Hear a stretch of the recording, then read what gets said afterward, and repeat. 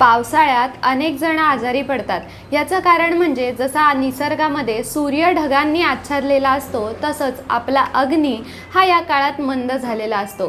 त्यामुळे काय खायला हवं, काय टाळायला हवं याकडे लक्ष द्यायला पाहिजे। आचार्य ऋतुचर्येमध्ये सांगतात, या ऋतूमध्ये वात जास्त वाढतो, त्यामुळे कोरडे पदार्थ आपण टाळायला हवे।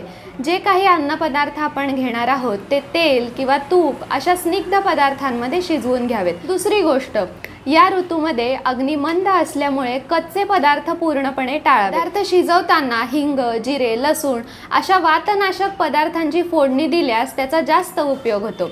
तिसरी गोष्ट, ह्या काळामध्ये सूप हा पदार्थ घ्यावा। मुगाचं कढण, फळभाज्यांचं सूप असे पदार्थ शिजवून आणि त्याला फोडणी देऊन घेतल्यामुळे वाताचं अनुलोमन होतं, भूक लागायला मदत होते। अशा पद्धतीने आहार घेतल्यास पावसाळ्यामध्ये आपण आजारपणापासून